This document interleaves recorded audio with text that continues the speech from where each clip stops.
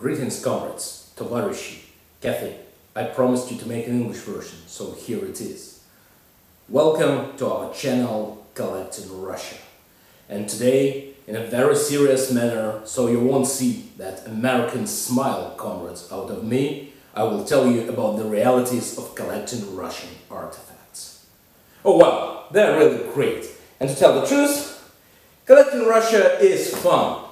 But there are several problems you have to know beforehand. First, you have to watch that thing, so I won't go over the time limits. Second, comrades, due to Russian laws, you cannot send out of Russia any objects that is older than 100 years.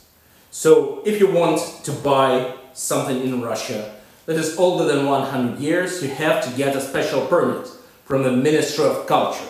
And you know what? I talk to those experts a lot.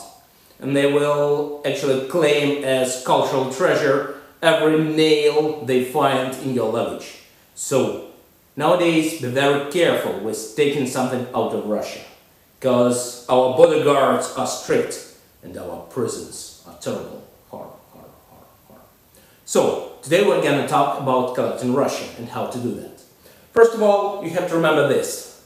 There are two large spheres where you can collect. First, invest in money. Second, invest in money into a deep future, somewhere like 20 years from now. In the first case, we have to buy Russian golden coins. First, know this. In the 20s and in the 30s and even later, Russian government, the Soviets, used to print a lot of golden coins imitating the older ones. So there are some golden coins circulating as Russian gold that were actually made in the Soviet times. But if you want to invest your money into something really stable with good profits, and well, gold is always gold, so keep buying those little rounds. They're good at investing. Second thing is a more sphere of a risk. If I were the person investing into the future and doing it in the sphere of antiques, I would work actually not with the Russian staples, with icons, with samovars, with Russian books, Russian maps. Nope. These things are hard to get nowadays, and most of the things you might get were taken out of Russia in, well, maximum in 1920s. Everything that was taken out later, well, they're not worth your attention usually. Though sometimes, yeah, there are some interesting things. For example, from Israel. But you have to know that if you want to invest into some really interesting Russian things and you want to collect something, take a look at the modern Russian artists. Not to Moscow, not to St. Petersburg. Those guys and ladies are way too classy and they think their paintings should be worth millions. No, I think you should invest into local artists like from Siberia, from the Far East. For example, if I would be investing money into some good paintings in the Russian Far East, I would look not at the older guys with those titles like Народный художник, meaning the people's artists. Well, in Russia,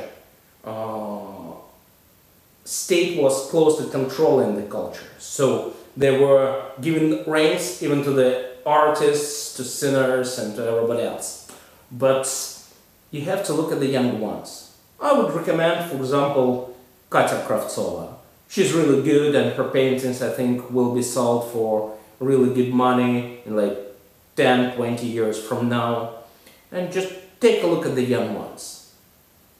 If you want to invest into something as risky as Russian icons, then you've lost the real time to do that. Nowadays, if you have that chance, I would recommend you investing into cast bronze icons, because they are not really expensive nowadays, but they are still good looking and they will be pricey in like 10 years or 15 years, so take a look at them. But be very careful.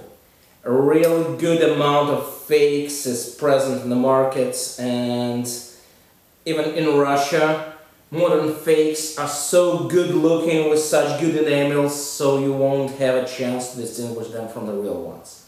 But you might consider that. What else is interesting?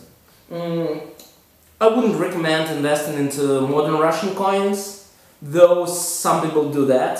They are way overpriced. I think they are way overpriced. But anyway, not Russian badges, really not Russian icons, books maybe, but I would seriously recommend only two options right now. Paintings, works of the Russian artists, the young ones, that are just becoming popular, local ones, and golden coins. I think that would be pretty good and enough for anybody, and only in one case you should go deeper into collecting something seriously Russian, only if you're a real collector and you're sick with that and it's just getting into your brain and telling you collect, collect, collect, collect. That's the only way to do it. So collecting Russia is fun, and you have to enjoy that process. That's why I'm collecting Russia. So join this channel. I will make more videos in English for you, telling what's going on here and what is worth investing your money in and what's interesting to do in modern Russia. So welcome to my channel. Have fun. See ya.